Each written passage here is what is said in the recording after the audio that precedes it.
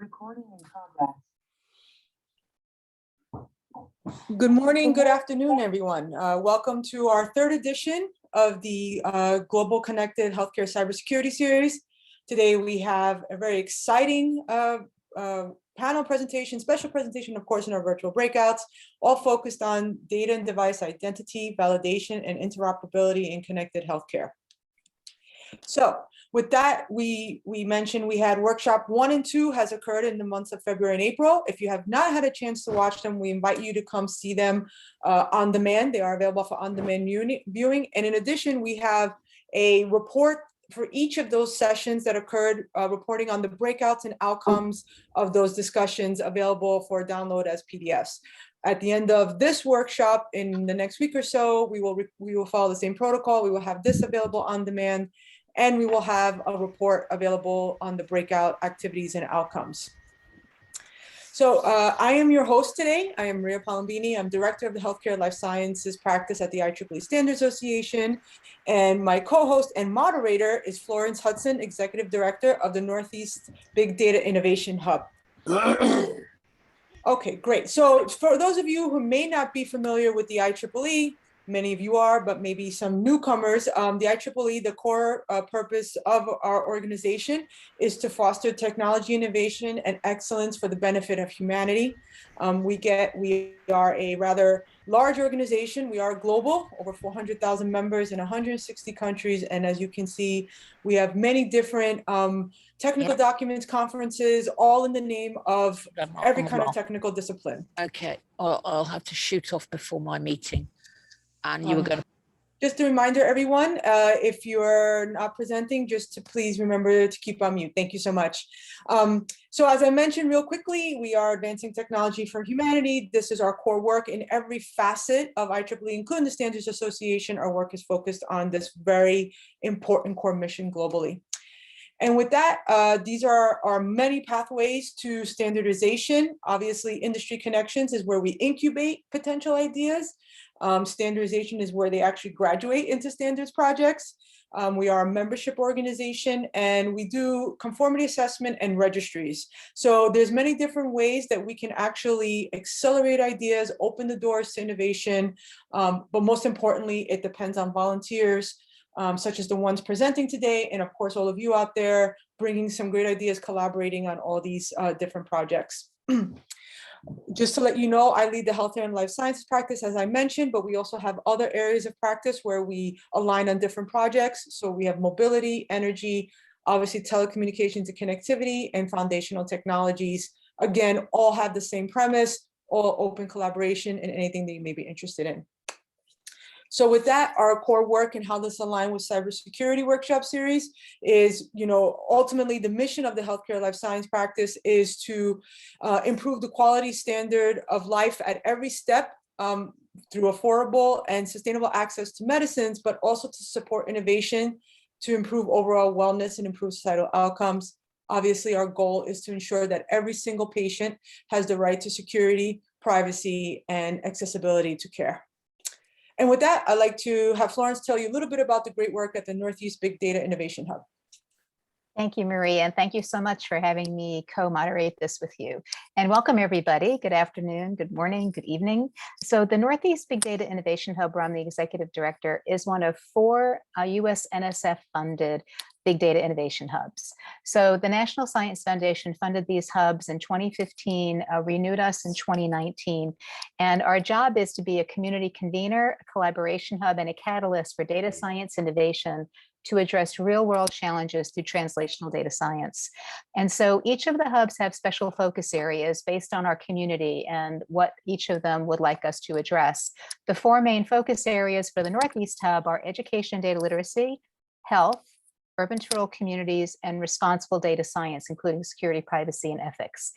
This coordination between IEEE and the Northeast Big Data Innovation Hub lies in 2 of these focus areas, the health focus area, as well as responsible data science, including security, privacy, and ethics. So we have a number of people and students from the Northeast Hub with us today.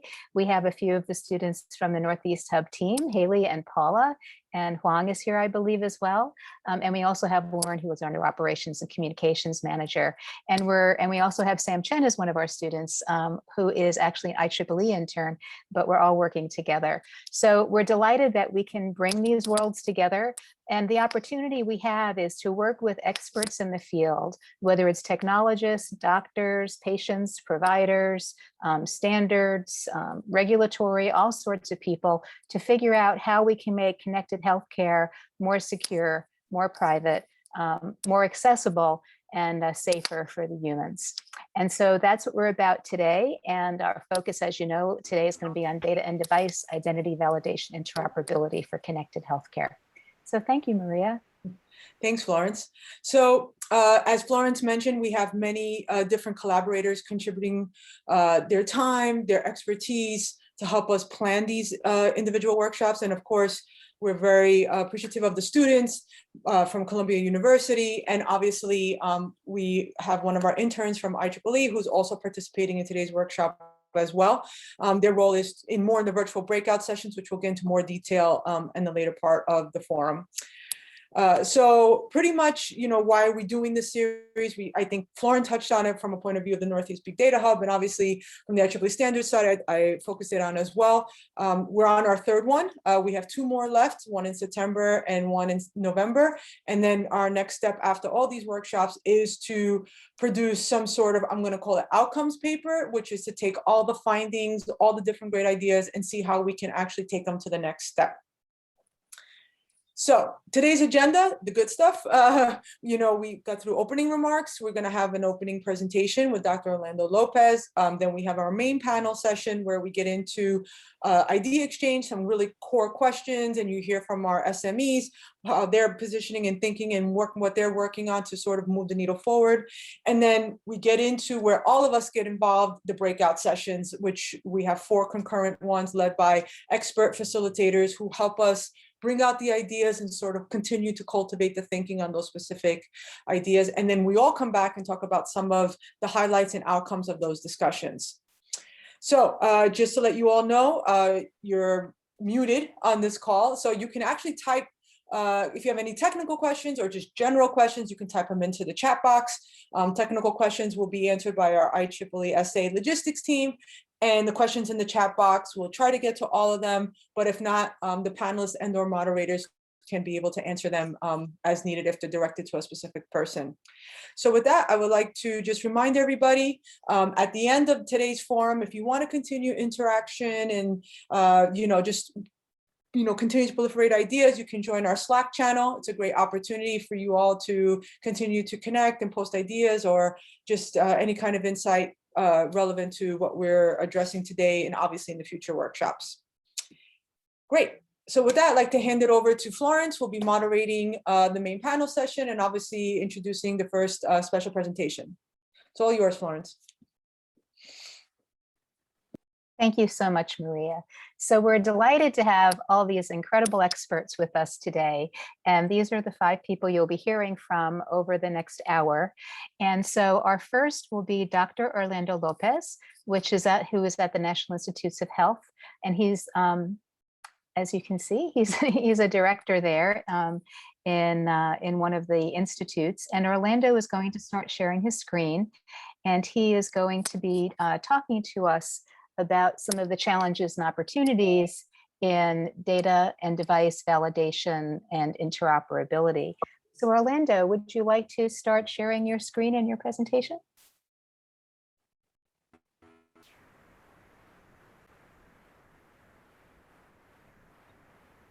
Hi, everybody. Hi, Florence. Can you hear me okay?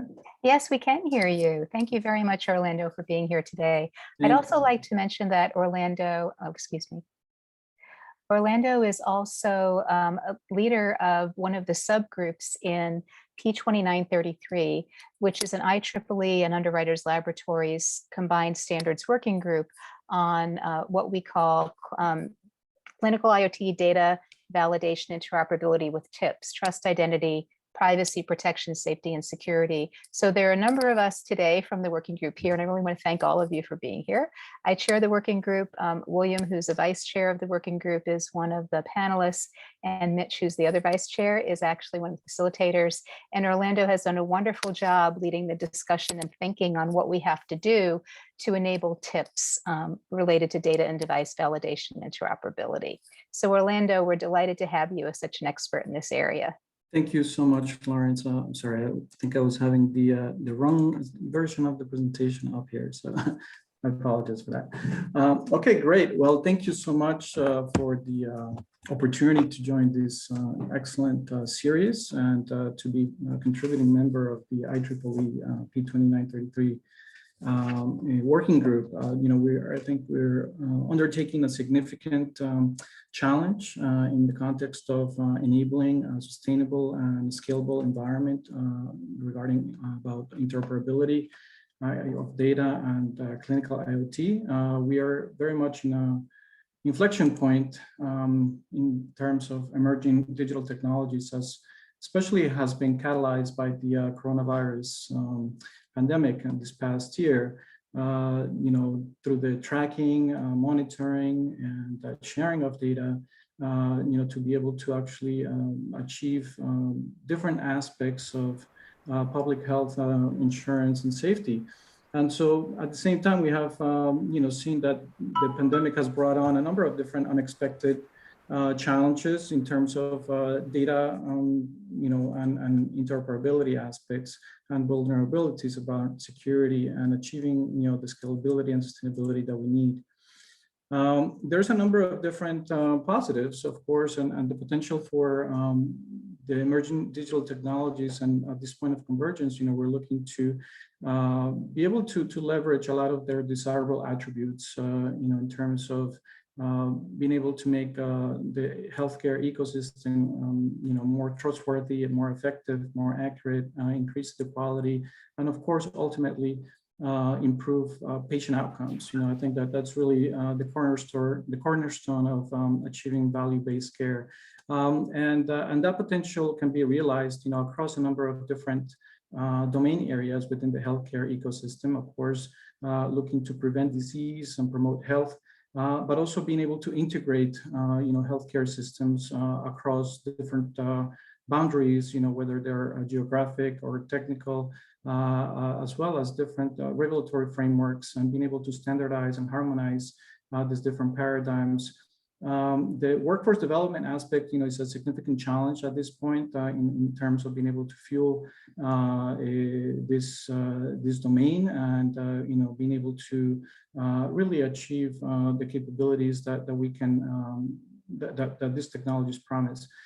To be able to break down barriers and enhance collaboration through data sharing, we need, of course, you know, very specific and targeted opportunities for governance. And a number of different strategies that will ensure and facilitate the translation of basic scientific knowledge to drive clinical decision-making. So the cornerstone of interoperability, really, I think the promise of being able to sustain and achieve scalable systems and networks across these different technologies can really help improve healthcare workflows. Overall, we see that a significant bottleneck and gap in terms of being able to maximize value-based care or to actually achieve it is, you know, inefficiencies across the system, you know, whether they're operational or at the clinical setting. And so being able to standardize, you know, the ways that data is captured and being able to actually integrate the workflows and life cycle of data and hardware systems will be able to really facilitate, you know, the optimization of these clinical and operational workflows.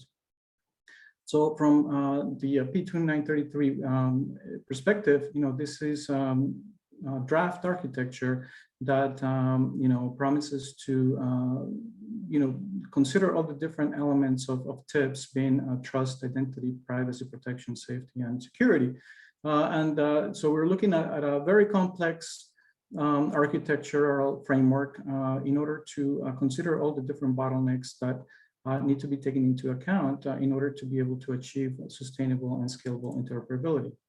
So the goal of the working group that I've been co-chairing in terms of data and clinical IoT interoperability has been to really focus on achieving criteria or establishing criteria, frameworks and guidance and recommendations to be able to achieve this sustainable and scalable aspect of interoperability. So to do that, we need to assess, and we've been, this past year, we've been really doing a very thorough assessment of the different aspects of the ecosystem in order to identify these needs and gaps and limiting factors of interoperability.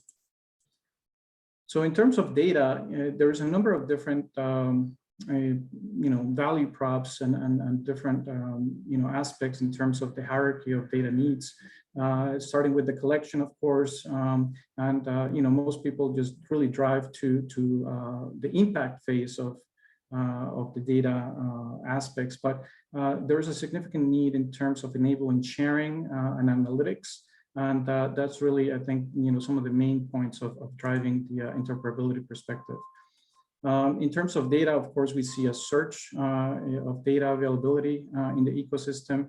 However, that creates significant complexities in terms of entropy and the efficiency that data scientists and the likes can actually use to drive and improve the quality of care in terms of better clinical decision making.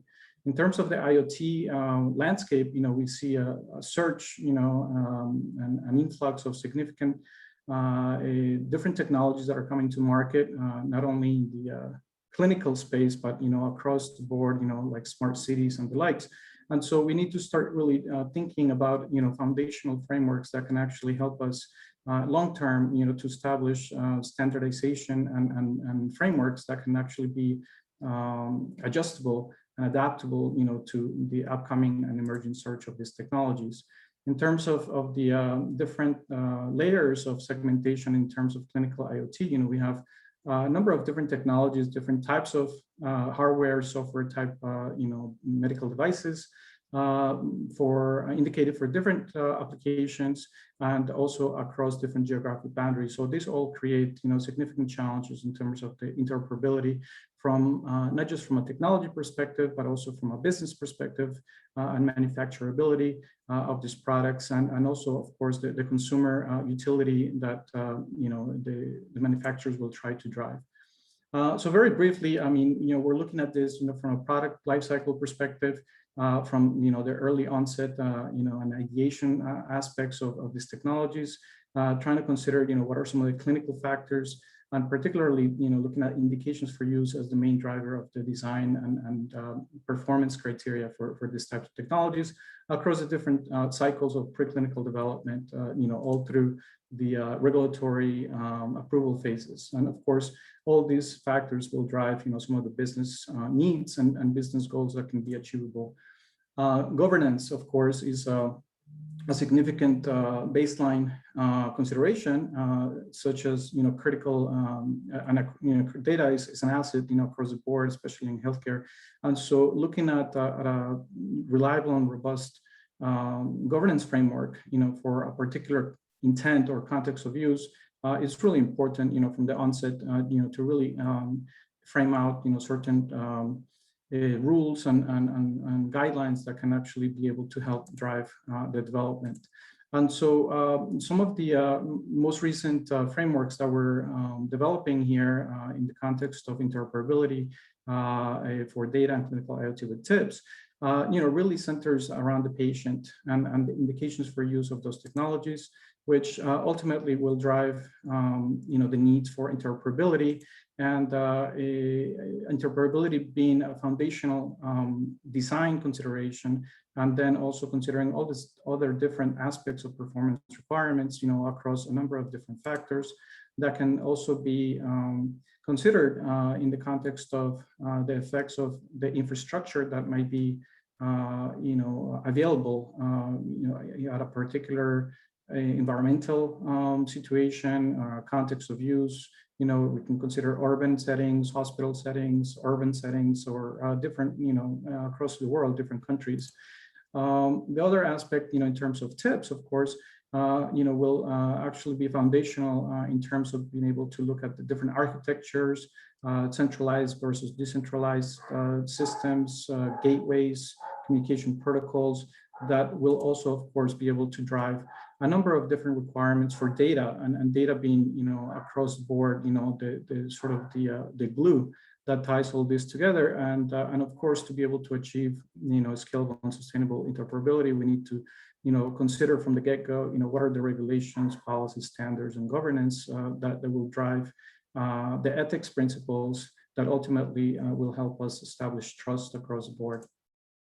So very sort of high level, this is some of the initial, guidelines and recommendations that we're putting forward, to be able to tie or map, different critical attributes to process parameters, for the TIPS principles being, laid out here in the left. And so we're looking at, from the perspective, like I mentioned, across the product lifecycle, we're starting to look at design attributes, performance attributes, and lifecycle attributes. So looking at different indicators or different milestones that can be considered. And we're trying to think about this, from a perspective of maybe weighting factor. And so from the design perspective, maybe we're looking at governance as being like, maybe the first point of action, in terms of guiding a manufacturing team per se, that we're starting to look at building and designing a new device or a new network of devices that will be interoperable. Risk mitigation, of course, being at the top of the line. So this list is not final yet, but this is sort of like a draft and ongoing effort. So definitely look forward to socializing this in this meeting and getting feedback from the group. So with that, I'll close out, and thank you for your attention. I really appreciate the opportunity to engage with the group. Thank you, Florence. Orlando, that was excellent. And thank you so much for being such a great leader of this. And for those of you who are from outside the US, this is a great explanation from Orlando. So within the National Institutes of Health, I believe there may be 27 institutes and centers approximately across NIH. And so Orlando is actually in the National Institute of Dental and Craniofacial Research. And he not only can get technical, which is very cool, and he's a director of dental materials and biomaterials program, but he also coordinates a program called SBIR STTR, which we have across a number of the US federal agencies, which is Small Business Innovation Research and Small Business Technology Transfer. So he actually gets to see this from research to transition to practice, which really helps us as we stay focused on what's practical here, with the human in the middle, as we like to say, right, Orlando? That was excellent. Thank you so much. Thank you, Florence. Very kind. Thank you. Excellent. Thank you. So thank you for give us that great overview. So now what we'd like to do is, Orlando, you can probably stop sharing your screen. And what I'd like to do is bring up a PowerPoint presentation that I have with the bios of our three panelists. And we're really delighted that we can have them joining us today. And you can read more about them on our website as well. But let me just share my screen.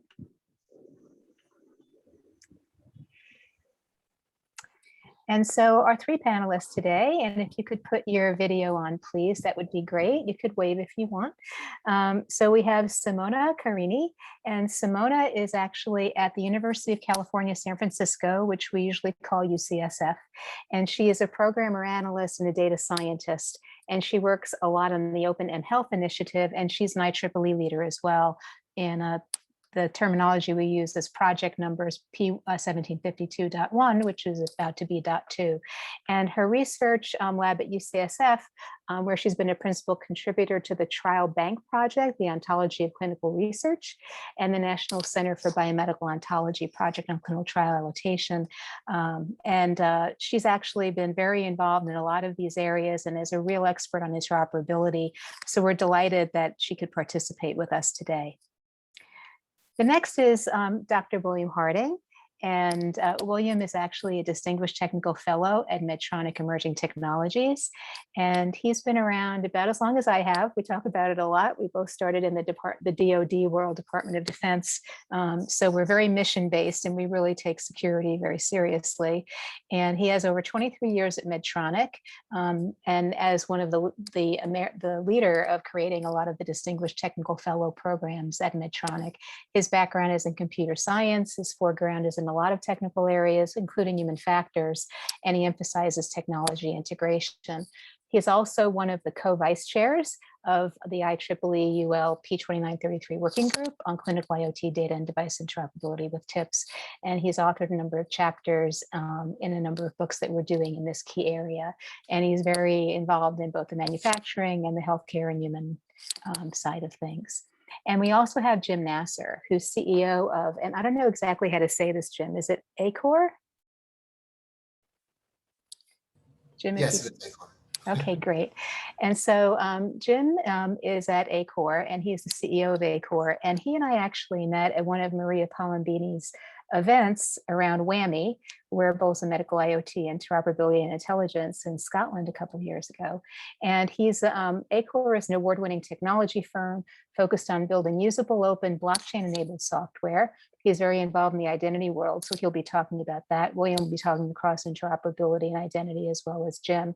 And he was the acting CTO at Safe Health Systems. So once again, talking about safety, developing a digital health platform in collaboration with the Mayo Clinic, and a chief software architect at the US Centers for Disease Control and Prevention, CDC. He has a great background, a great foreground, and they all do.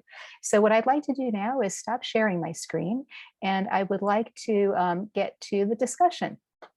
So we have Jim and we have William. If you wouldn't mind putting on your video, that would be good. And we have Simona. So let's get to the questions. First, Orlando did a really nice job of explaining the challenges in connected healthcare data and device identity validation interoperability.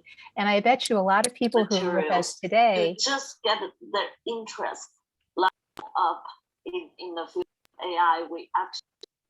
Okay, I'm trying. Okay, so so I bet a lot of you are coming with your own thoughts about what the challenges are in connected healthcare data and device identity validation interoperability as well. And so what I'd like to ask each of the panelists, maybe we can start with Simona, and then we can go to William and Jim, is from your perspective, what do you think is the greatest challenge which needs to be addressed? If you had to pick one big one that you need to have addressed, and do you have any ideas on potential solutions? So Simona, can we start with you? Thank you, Florence, both for inviting me and for, like what we call the great question. That's because, of course, each one of us is going to bring a different perspective. And my perspective is that of, the field where I'm mostly involved, which is mobile health data.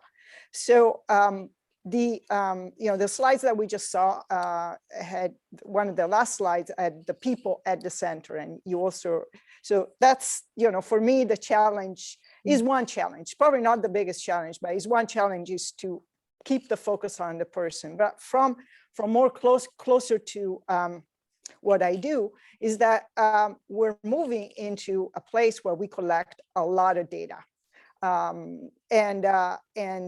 the data, for the data to be usable, it needs to be interoperable. We're using this word, and we know that interoperability works at different levels. So I'm focused on the syntax and semantic of the data, because if you have a whole bunch of data and you cannot pull it together, you cannot make a picture out of these, out of this data, then you just have a lot of data that is stored someplace, but it's not particularly helpful. So we're moving, and we're moving from, a collection of data, which is occasional, which is very structured, which is the data that ends up in an electronic medical records, to a 24/7 collection of data from, mobile devices, from where the person lives, for where the person works. And so we want to use this data, but it's a lot of data, it needs to be interoperable. So how do you address? We focus on, what we work on, on our IEEE hats, it's on standard. trying to talk all the same language, so that the data, when it's there, it can be pulled together, it can be used to do all the good things that we want to do, particularly take better care of the person who generates the data to begin with.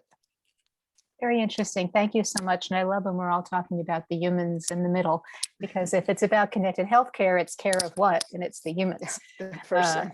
And you bring up a very interesting point, Simona, about how the information was kind of captured and sequestered, in either paper files years ago, or an electronic medical record, electronic health record, EMR, EHR.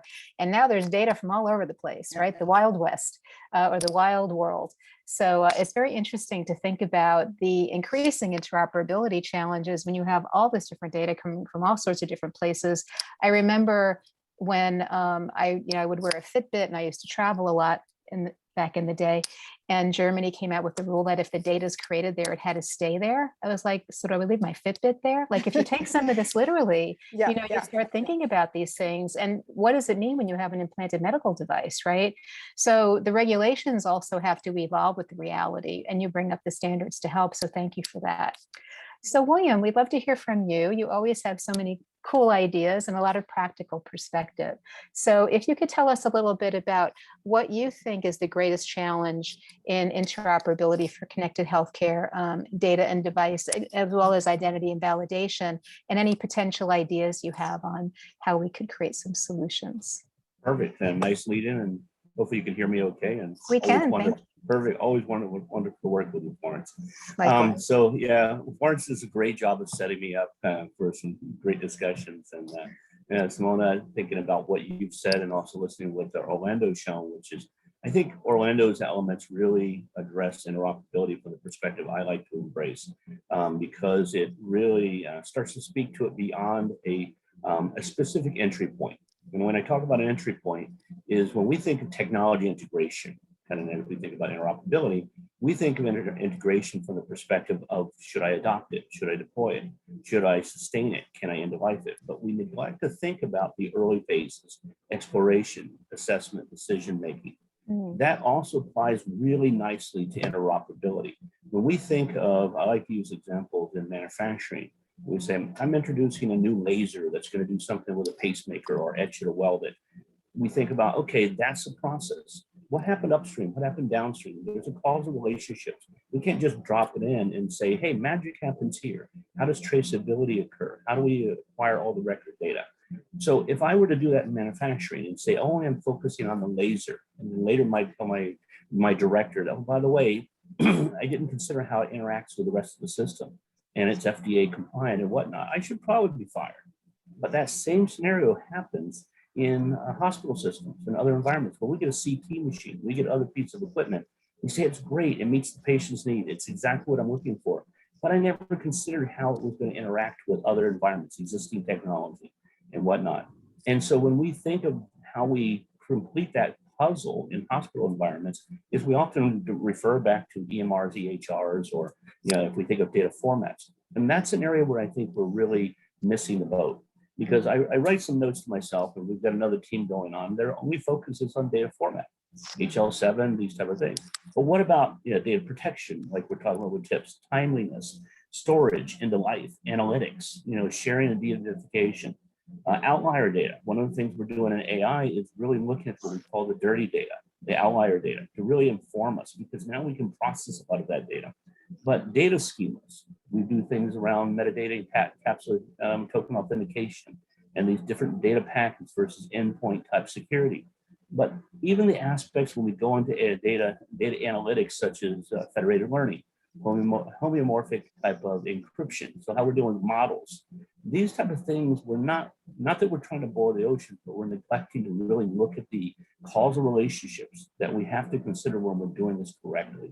So I encourage people not to look at it only from your specific need. Think about it from the creation, like Orlando talked about, from the design point, all the way to the point where Simona's talking about with the patient, and like Florence is emphasizing, is the end need in mind. That is excellent. And I always love your perspective. and how it's so comprehensive. And we're really lucky that, there are manufacturers like you, that are creating the technologies that are helping humans, that are thinking at this very broad view. And I appreciate that. And actually, our next workshop in September is going to be on integrated systems design. And that's really a nice lead in as well, William, as you're talking about when you think of integrated systems design, it's not just, myopically saying, oh, this is where I am in the manufacturing plant. Okay. And then I'm going to deploy it in this one place. No, this human could be anywhere, right? Exactly. Or what does it look like in the hospital, or hospital at home, or hospital in the field, or whatever it is. So that's excellent. Thank you so much. Don't even get me started on those parts. I know, right? We'll get there. We'll get there next time. So Excellent. that's a good Good job. advertisement for the next time. Thank you. Thank you for that. So Jim, we'd love to hear your perspective on, what challenge do you think really needs to be figured out in this data validation, identity validation, interoperability space, device and data?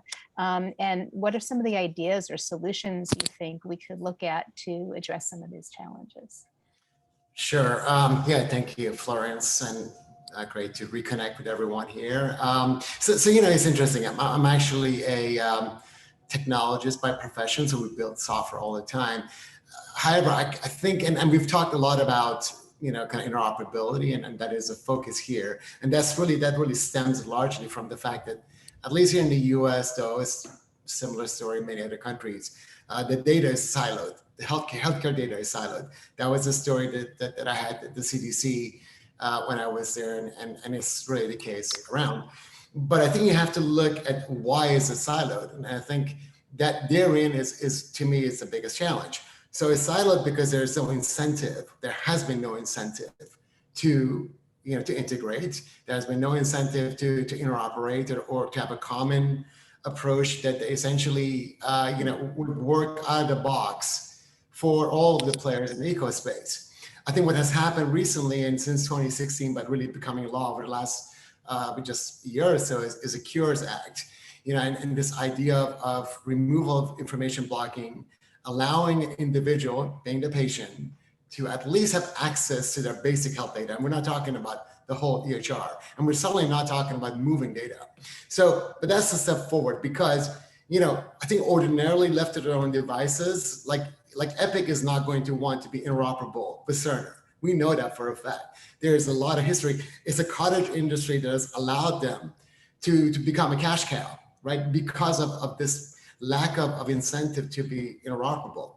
So I think, to me, the regulators have actually laid out, finally laid out a path to say, look, here's a hammer. And this hammer is going to, essentially put pressure on you to become interoperable. And then again, we always have to, I think about well, what is the underlying business reason? And the underlying business reason is the incredible inefficiencies in the US healthcare market, and the fact that CMS is by far the largest payer. So the government pays pretty much everyone. So if the government says, hey, look, I want you to be interoperable because we're extremely inefficient, there's all kinds of data to prove this out. This, I think, gives people like us here on this call and innovators and entrepreneurs here and a realistic opportunity to go around and talk about things like interoperability, standards like FHIR, and then doing federated learning and data discovery and all these other things. So I think fundamentally the biggest challenge is where's the incentive and who is the hammer who's going to really force this to happen, because I don't think it's going to happen by its own. Certainly the evidence is that that's not the case. So I think the next thing really is how do you change inertia? How do you get patients to care? Because by and large, like all of us are like this, we don't really even care or even really know where our health data is. And it's not really been at the forefront. It's been largely a very cumbersome problem. You go into your physician as example, you gotta, and I'm sure this is the case for all of us, you basically have to do a 10-page document over and over again. You consent to things you have no idea about. The consent is extremely static. You're basically consenting for them to do anything they want until the end of time for any kind of context. That's effectively what it's coming down to. So I think, how do we get the individual to understand really what's going on? And I think ultimately, I think that we need to think about, and I think entrepreneurs are doing this, is how do we incentivize the individual to care? Because unless you really care, and we know this, like as example, You know, you get your benefit, statement of benefit, and you have to pay something. You know, dollars to donuts, you have no idea really what's going on there. You could call your insurance company or the doctor or surgeon or the facility. You could spend hours and still have no idea. This opacity is a huge issue, but we have to eventually get people to care. And I think, again, I'm optimistic that the Cures Act is going to make that happen only because CMS is by far the largest payer. At the end of the day, the government has a responsibility to use our US dollars and our tax dollars in a responsible way, because right now we all agree it doesn't work. So I think that the real opportunity, though, to me is around data discovery. Yeah, yes, you know, we're doing the plumbing to data to do interoperability, but interoperability, like going from tons of siloed data to a gigantic data lake, that doesn't mean value. I think the value comes from data discovery, from visualization, from machine learning, federated learning, doing trustworthy data flow, real-time data kind of reporting, things like this. And that's, to me, that's interesting stuff. Very interesting. Well, you've hit a lot of interesting topics, and I'd like to mention that one of the things you talked about is increasing patient awareness and getting them to care is a topic we also discussed. IEEE hosted an event, Maria and I were both on it, and a few others at RightsCon last, it might have just been this past Monday. And it was really a great discussion. And we talked about how to get the humans to care and understand, you know, how to actually give them agency, you know, that this is your information and you do have the right to access it. You know, I remember my whole life since I was a little girl, you know, they would have the papers in the door at the doctor's office, and I would look at they would say, "What are you doing looking at that?" I'm like, "It's about me. I should be able to look at this." I always got in trouble, right? And so now how do we actually change that?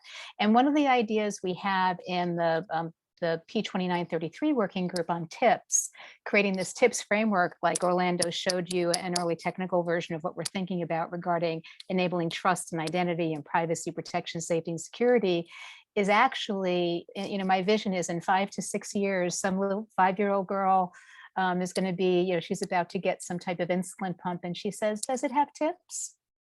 And there's actually demand from the user, there's demand from the patient, because I think that's what's going to help us. I know I worked on creating the smarter building strategy when I was at IBM, and it was the same way. Like the technologists don't want to interoperate because they want to be able to lock in, you know, that they have their building system in your building.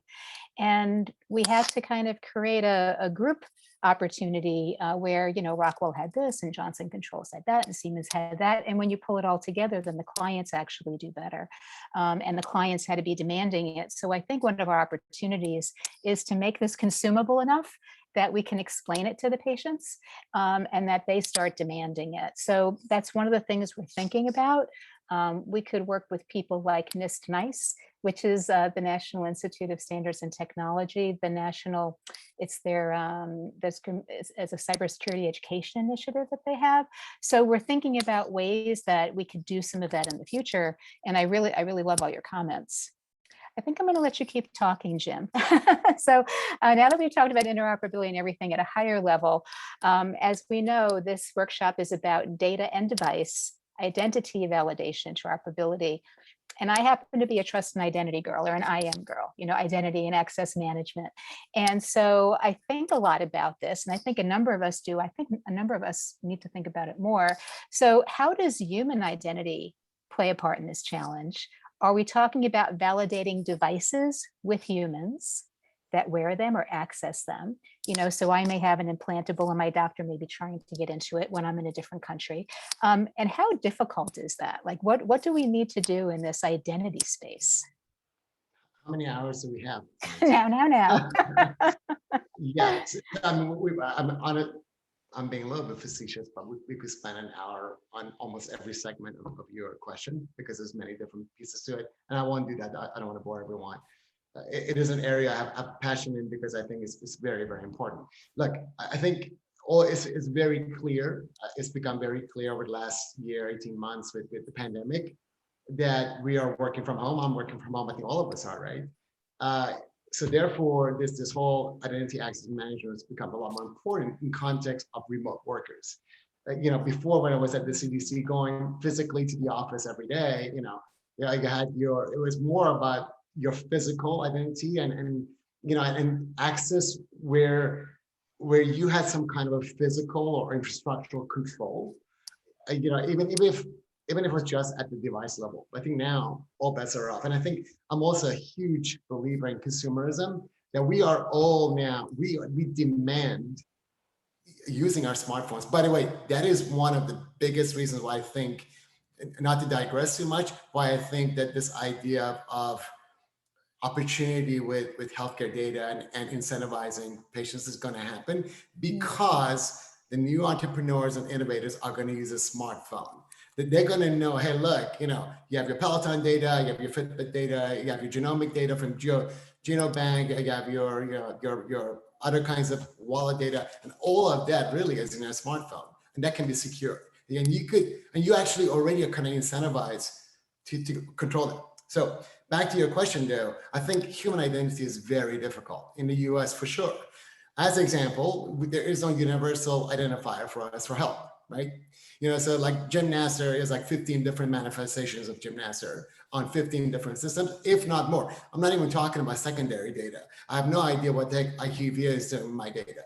They're probably, there are all kinds of aggregators and third parties who take your data without your knowledge. Again, look at Google Ascension from a couple of years ago, where like manifestations with your data is everywhere. So all to say, not an easy problem to fix. I think the long-term solution, and it's not an easy one, the transition won't be easy. It will be around like self-sovereign identity, something that you control, but is easy enough. Maybe using passwordless approaches like biometrics or selfies or live or renewed like what we call tokens that you can very easily manage using a smartphone, but also is secure and allows you, if you like lose your phone, to be able to get your identity back, right? It's no good having it on your phone if you lose your phone and all of a sudden you disappear, as a digital identity. I think that's happening. I think I'm really optimistic that's happening. It's not happening now. I mean, it's like at least 10 years out, in my opinion. So the question is, how do we go from right now, which is very centralized, very siloed, very non-interoperable credentials, basically credentials owned by an organization. Like Jim at CDC is a different Jim at ACOR, is different Jim at Facebook, right? We're all like different entities, we're not really the same person. How do we go from there to the next step of verified credentials? Because verified credentials, now there's some kind of a vetting that says, oh, look, whether it's ID.me or ID Pass or BCI, there's a bunch of organizations, Microsoft, whoever. There's a bunch of organizations kind of doing this transition to verified credentials, which luckily some verifiers and issuers are finally beginning to accept. And then from there, the next transition to decentralized identifiers in a way that's secure, easy to use. It's got to be easy to use. If it's not as easy as using Facebook on your phone, nobody's going to use it, right? And I think ultimately the device manufacturers, people like Apple and Google, they will drive it because it just gives them another opportunity to kind of, drive their products. So I think that's the way I see it. It's not easy though. And of course, we're just talking the US, it will be different from country to country. To me, what is much, much easier, and this is why I'm excited, is this idea of basically, so I think of machine to machine, software to software, and really ultimately any device, we're talking software, right? That's the engine, whether it's some kind of medical device or whether it's code, it's really software. So machine to machine identity is a whole lot easier. It's a whole lot more standardized already, and it's a whole lot more enforceable. And I think that's where I'm excited, because if it's software to software talking, there's no reason why we couldn't right now have that software identified clearly, have it be standards-based, have it be secure, have a secret key that changes constantly. And that's really the way we build our software. So I think before we can really kind of solve the human identity problem, we really need to build the machine-to-machine identity problem. Because you can't, let's take the Colonial Pipeline hack as an example, right? I don't know how they built it. I don't want to speculate, but I can, in my mind, I don't think they had secure API to API communication, because if they did, they would know that there's an unsecure, unidentified API trying to break into their API gateway or their software gateway. That can be corrected though. And I'm optimistic that that's the direction the industry is going. Very interesting. Thank you for that perspective. Very, very complete. You know, William, you and I talk a lot about identity and trust in identity, digital, decentralized identifiers, you know, self-sovereign identity, as Jim was talking about. What are some of your perspectives regarding the traditional forms of identity and access management in some of these new areas, and how it can help us with, how either could help us with data and device identity validation and interoperability? Loaded question. I like to think about, for instance, we use a use case within the IEEE clinical IoT utilizing TIP scenario.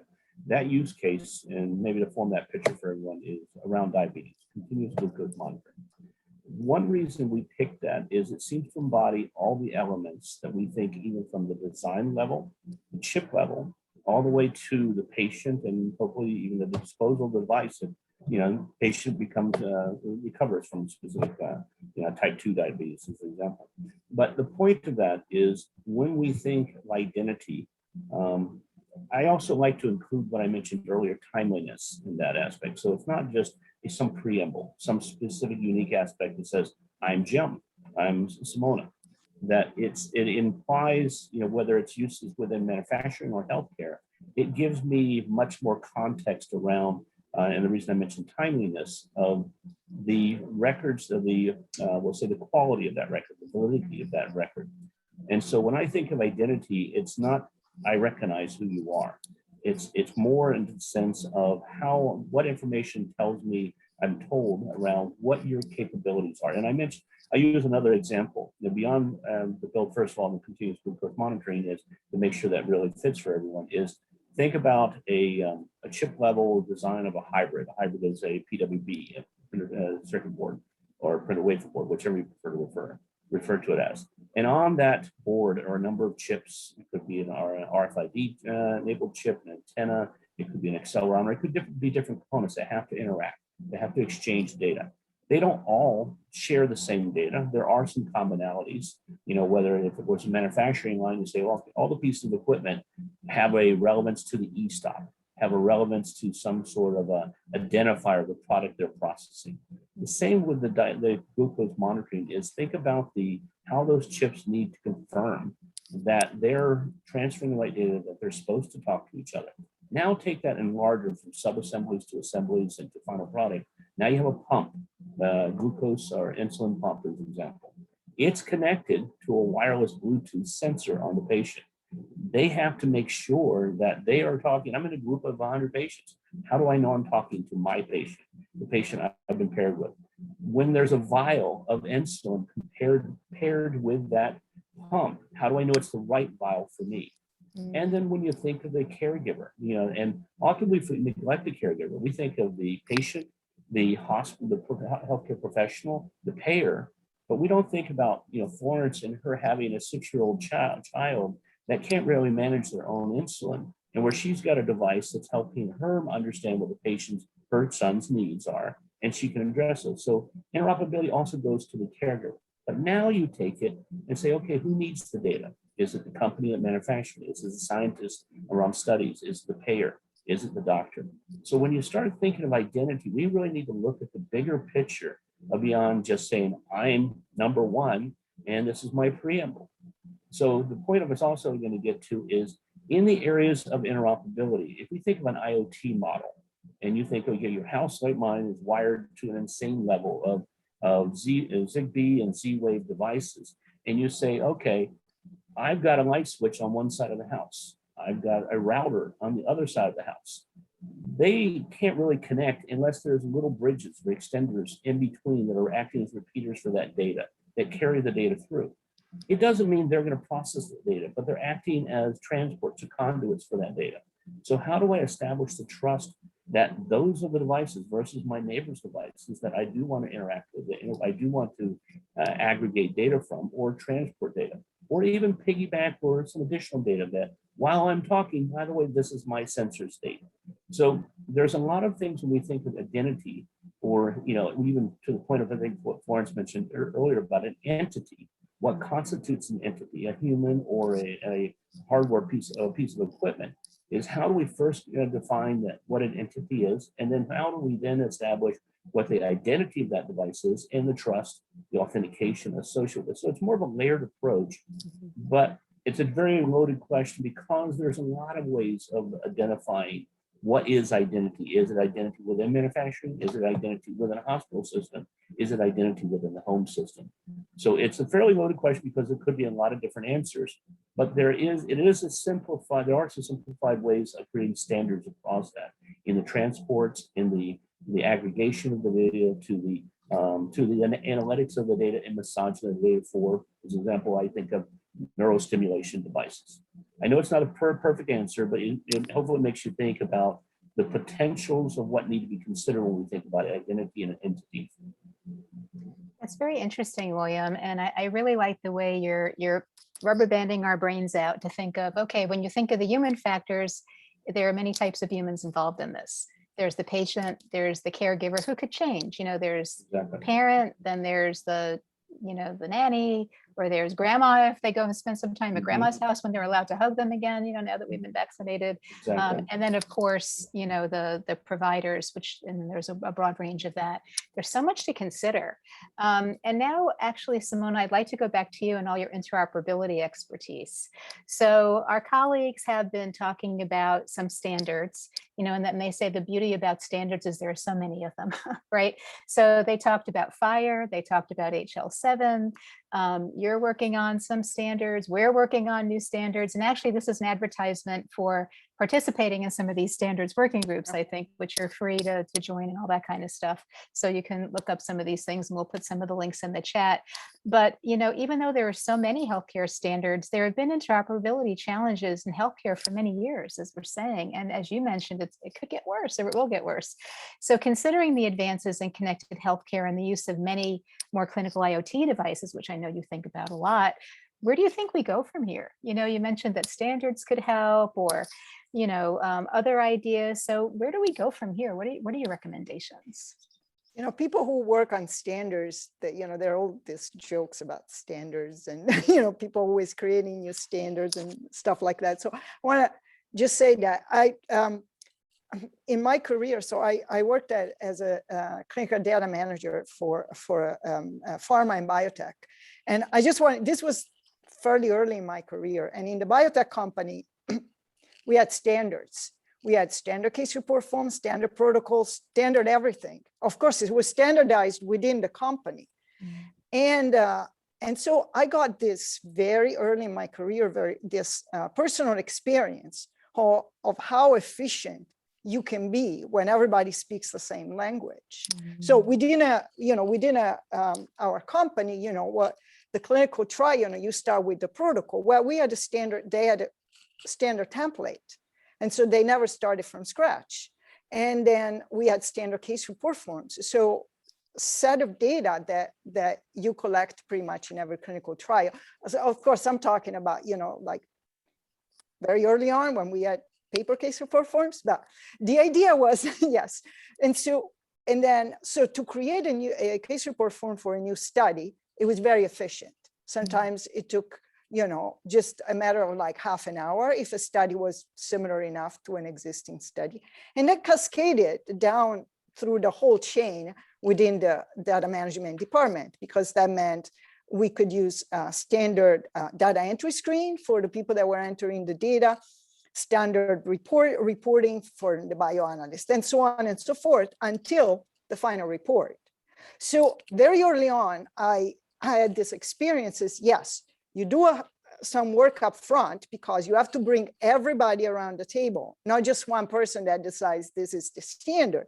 You bring everybody around the table, all the stakeholders. You decide we're going to use this. You refine as you go along, but then there is this upfront work that pays off later. So sometimes what happens is that we get started.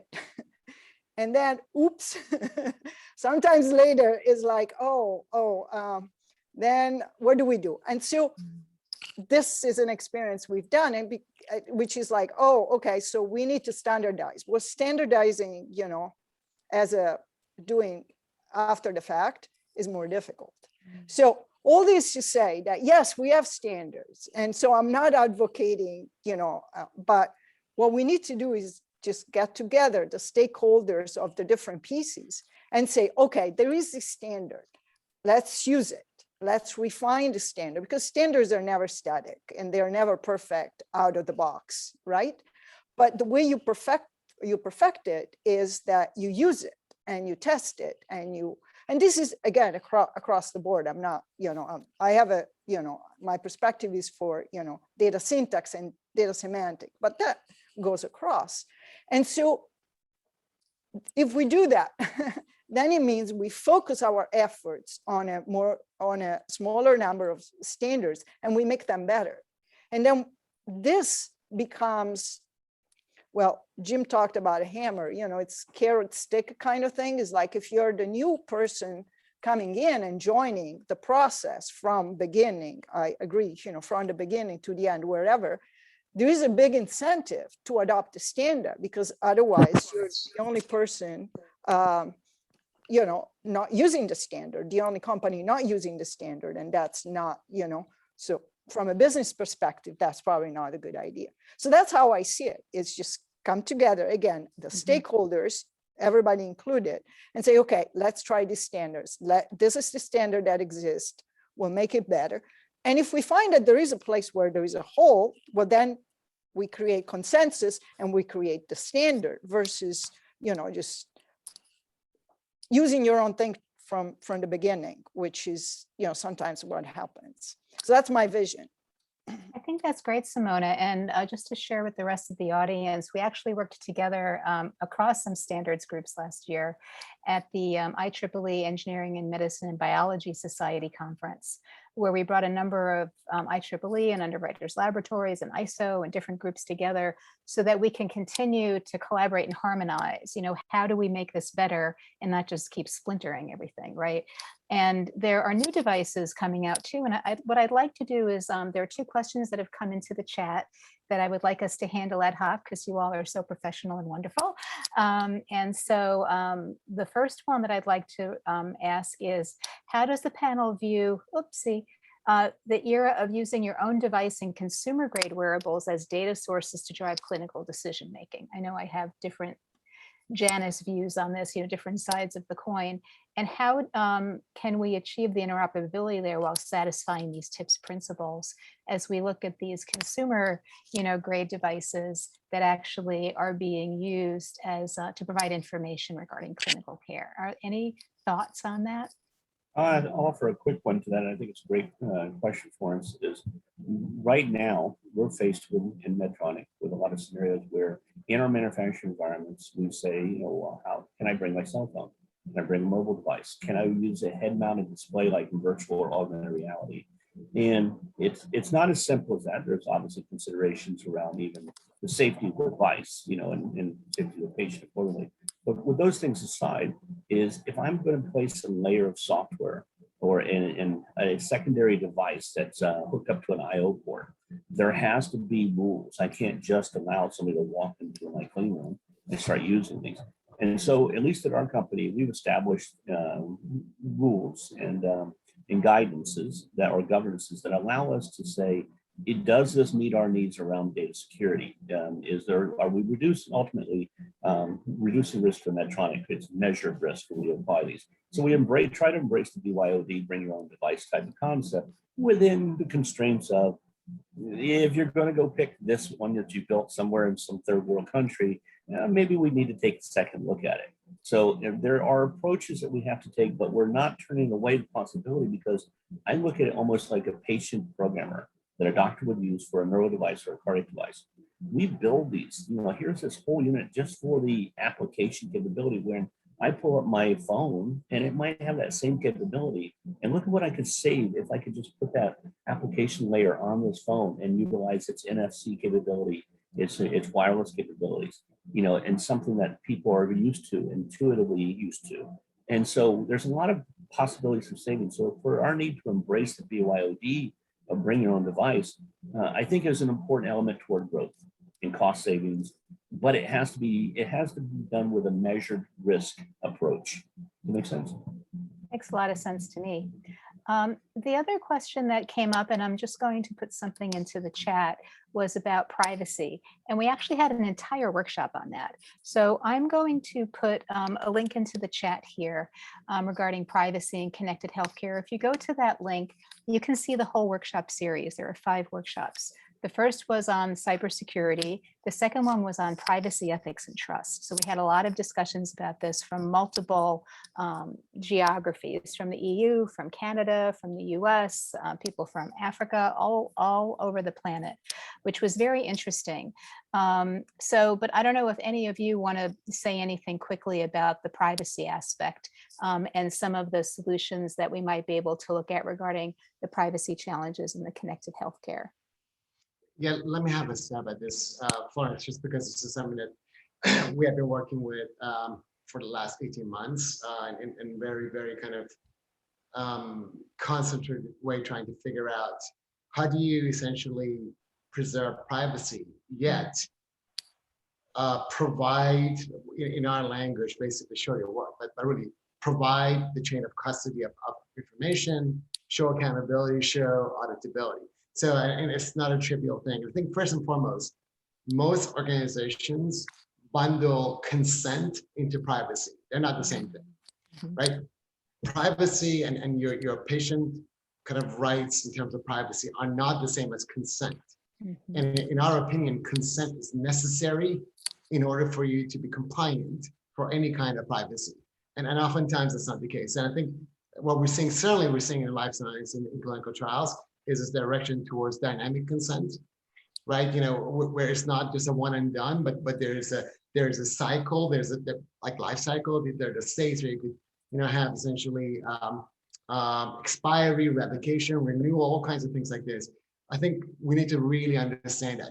Secondly, I'm certainly a big believer that the blockchain technologies that we mentioned at the beginning just a little bit, that is part of a longer term solution, because I think what you really need to do, and this really gets into this idea of having the same kind of like patient profile or same consent event, same specific digital asset, be reused, repurposed across different applications, different contexts. I think William mentioned context at the beginning, without having to go back to the user time and time and time again. That doesn't work, right? And certainly not in the consumer-oriented world that we're in. So to me, there are ways, and again, this is not to digress, this is doable now, it's practical. There are ways, even using technologies such as non-fungible tokens, which is the way we go about it, to basically have a unique, indivisible global identifier to transactions that are impacting a patient, as an example, yet preserve their privacy. And I think ultimately comes down to this idea of what we think of as a kind of a continuous automated proactive auditing, right? Using a kind of a public blockchain, you know, where you can still preserve privacy, but you can show really what's happening. And to me, that's really kind of a critical concept, because I think right now, if you think about auditability and compliance, is very much an afterthought. It's very much, you know, it's reactive. It's just like, again, just like the hacking, where the real actions are happening after the damage is long done. And we don't want that, right? You know, and I think you look at, you know, again, I'm familiar with this, working with Mayo Clinic and others. Every individual HIPAA compliance failure is a significant fine. You could easily be bankrupt if you're, you know, not HIPAA compliant and divulge private patient information. So this is not like some kind of a by the by. This is a real thing, right? GDPR, another very good example in Europe, right? You know, and so I think this idea of being compliant and preserving patient privacy is really important, and it's more than just encryption. I know some people may say, well, look, according to HIPAA, if your data is encrypted, that's good enough. I don't think that's good enough. Especially when you go across different contexts. Yeah. So anyway, not to digress too much, but I think it's a really interesting topic. I'm looking forward to the workshop. Well, thank you. Well, thank you so much, Simona and Jim and William. We could talk for hours. You all have so much content and knowledge. And the good news is we still have hours. So what I'd like to do now is, after thanking you, Maria is going to come back and we are going to go into the breakout sessions. And we have 4 breakouts.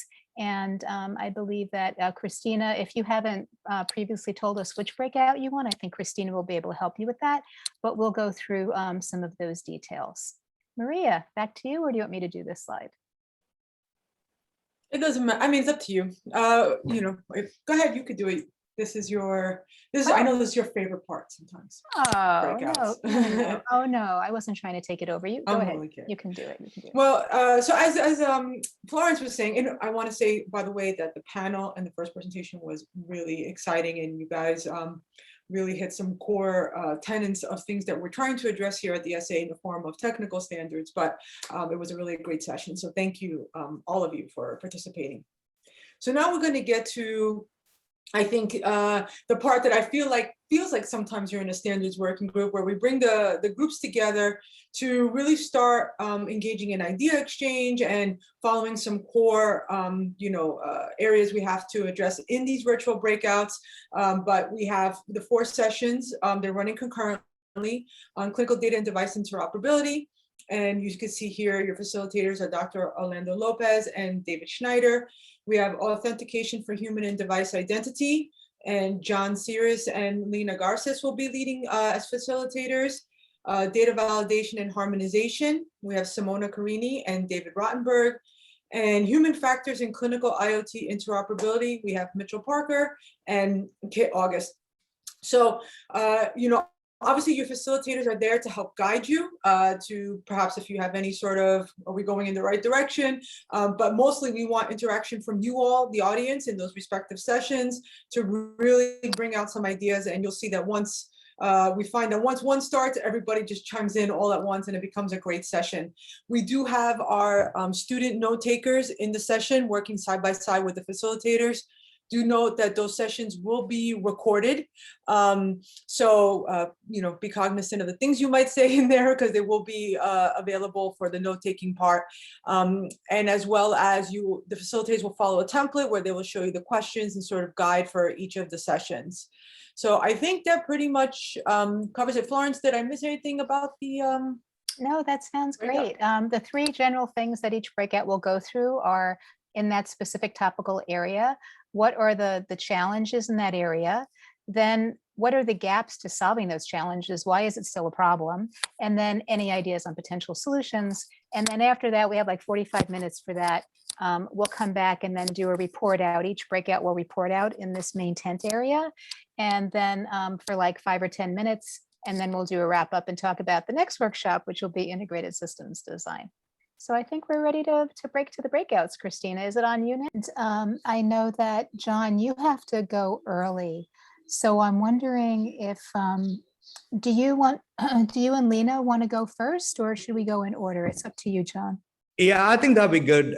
Lena is going to be leading the summary part, and myself and the others who are involved can chime in as well. So Lena, if it's okay with you, do you want to get started now? That'd be good, because I appreciate you letting us go first.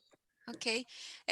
We prepared some slides. I don't know if I can share my screen. I'll stop sharing. Of course, yeah. And so There you this go. is for authentication. If you could just say what the breakout is, so when people listen to the Sure. Okay, It's authentication for human and device identity, and we went through the 3 different sections: the risks and the gaps, and some recommendations from the group. So go ahead, Lena. Very okay, nice. are you seeing the screen? Yes, we are. Yes, Thank you. okay. So with this is the breakout 2, authentication for human and device identity. Okay, we discussed it, and with the support of the attendees, we identify some important challenge, risks, and gaps. Okay, and we categorized in 2 types. Is data in motion, considering a context when in a local context or in the same region context, and data in motion when we are sharing our data in different countries, for example. Okay, so data in motion. Important challenge is how to verify data ownership when the data is being moved between devices, between systems, how we can track if a device is authorized to use or to modify some individual's data. And for that, how we can guarantee if the individual has the control of moving pieces of data in different systems. So this was an important point of discussion, to put the individual as the owner of data, and give some kind of permissions for different devices and different systems and different people as the physician to use the data for some reasons. Okay. And here, this one is how to track authorization. If the individual authorizes to use the data, which kind of devices can use that data, and for what reason, for what purposes. So we need to track that that authorization in the case that a device of a person, an individual breaks that authorization, we need to recover the exact moment of that breaking. I don't know if Jean, do you have something to add here? Yeah, I think you hit all the important. One of the things we had people from a few other regions. We had for the United States, obviously, Megan was there, Megan Bell, and we had Kuchiro from Japan, and we also had Abdullah Yeah. from Lebanon, who had mentioned some of the aspects of how these things are there you go, you got the names there, thank you. How these aspects play in their countries, and what is the importance they associate with this. So it was a great discussion. If one of the participants have anything else to add, feel free, Megan or Kushiro, if you have anything, feel free to speak up. This is Megan, and I would say that we have a good summary of where we're at. And I think one additional challenge that was addressed is how do we remain efficient between an individual being in control, or maybe it's having understanding of what is going on with their data, and then really letting our backend systems, businesses, and so forth operate with efficiencies that they need to, such that we don't bog down ourselves in over control for ownership or things like authorization. So I think that the idea of efficiency is a good point for the discussion on this topic. That was one thought that came to mind, and that was an original perspective on why HIPAA was in the US law, federal law, was developed the way it was. Thanks, Megan. I think thanks, Felina, for the taking notes and putting it out concisely here. So that should be that is all from us, Florence. Okay, great. What about the possible solutions? Did you want to present that too, Lena? I see you have that up now. Okay, as possible solutions, we discussed about the possibility of creating tools or some kind of third-party services or frameworks that help us to know the accountability of data usage when data is exchanged between different components. Also to make some kind of traceability or auditory of data usage, and maybe the creation of external and internal reviews boards and for checking the data usage, and give some feedback or some kind of extra information for that. I think Very that interesting. was the solution we identified. Okay. This is so interesting. The discussion and the thought has come up before about the evolution of IRBs, the review boards that organizations use. So did you have that discussion in that context of how we need to look at the knowledge and the education of the people on the IRBs to address some of these issues, or was that not put on the table yet? I think, Lena, do you want me to take that? Yeah, I think. Go ahead. Please, Were you go going to ahead. talk? Okay, so I think we talked about it from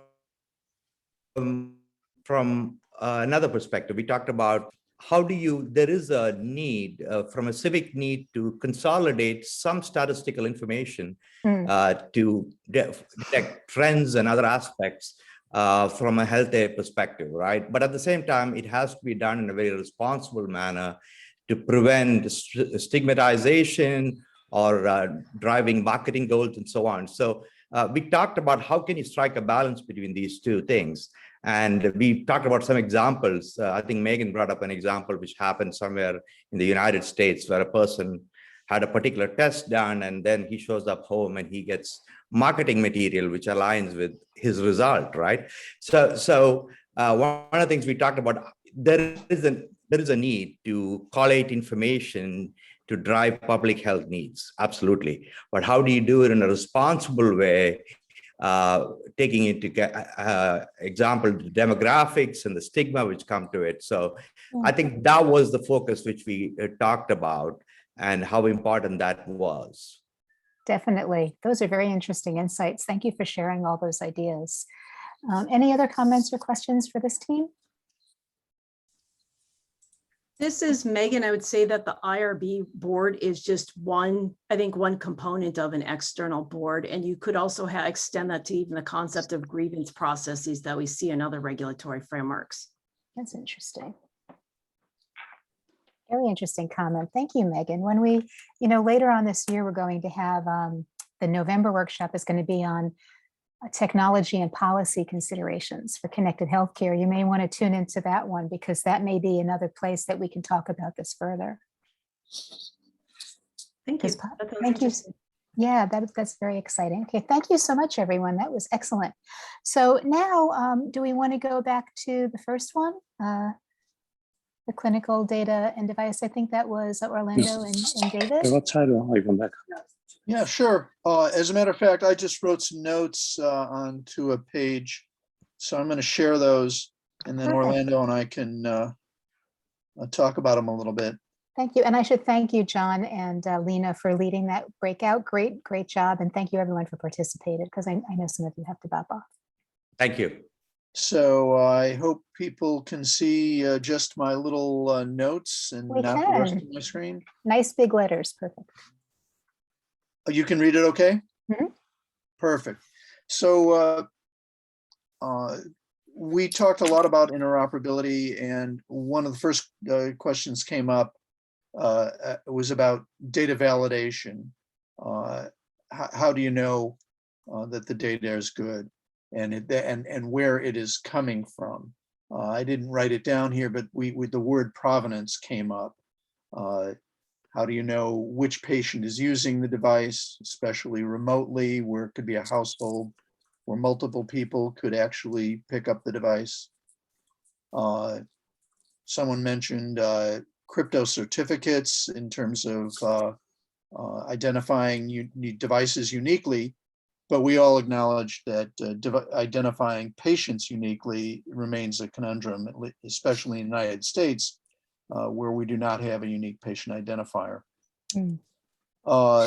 We talked a bit about the language for interoperable communication, and talked a little bit about HL7 FHIR, and a couple of people are pretty familiar with that one in our group. But they did point out that these standards are still evolving relative to device communication. They've mostly focused on communicating data to the health record. And up till now, people acknowledge that security has been minimally addressed in these standards. So there's a way to go on HL7 FHIR. We talked about potential failures. What about when a software upgrade starts to get applied, and are we working with an older version of device, those kinds of things. Certainly, of course, loss of connectivity. We talked a little bit about that the devices being used at home are not as closely observed by professionals who might be able to pick up when something's going wrong. And then secure communications, making sure that this data is not communicated in the clear. And then also communications about security, which is that issue about detecting when something is wrong. That all led us to talking about legal issues and the question of whether is the clinician ultimately responsible versus others. And we talked a little bit about that, at least in the United States in tort law, you could have shared responsibility, and we talked a little bit about what's the reasonable expectations of people, and using if you follow standards and guidance, that does provide a little bit of protection, saying, well, you were doing what a reasonable person would do. We recognize that it'd be nice for these devices to be certified, but for the devices and applications we're talking about here, that is still an emerging thing. And I'm not familiar with any extensive certification of devices yet. There's some happening, but it's early. And then there was also the question of how standards are interpreted. I mean, one person reading it could read differently than another. So Orlando, what did I miss? No, I think that captured, I think, a great discussion. It was a very rich, engaging discussion. There was a couple, let's see.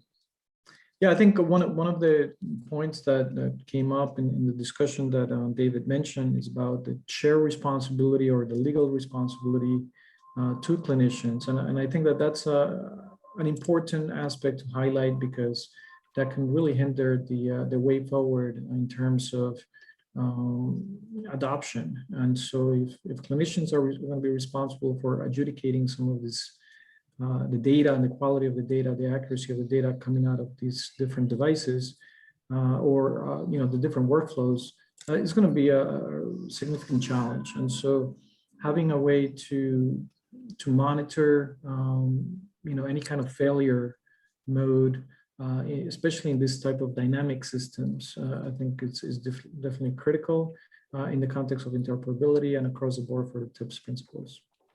But overall, I think it was a great discussion. I really appreciate everybody's contributions, and Haley did a great job with the notes, so thank you. Excellent, thank you so much. Very interesting. As you were talking through this, it made me think of a couple of things. And one was on the clinician responsibility, and there's, it's a very difficult thing to talk about, malpractice, but I always wonder not just the risk to the patient, but also the risk to the provider, from some of those issues. And, you're making me think of, have we figured that out yet? I don't know that we have, and it's probably evolving, right? Very much. And also for the manufacturers. So looking at reporting systems, and, I know that like at FDA in the US, that we have this adverse event reporting system, and now we're leveraging more and more about real world data, real world evidence, and the reporting systems have not been optimal, to say the least. Yeah. But I think thinking about that sort of supply chain perspective, to really capture data across not just patients but also devices and their performance across the way, I think is very important. Absolutely right. Very interesting. Yeah, the data supply chain, the value supply chain, so many chains here.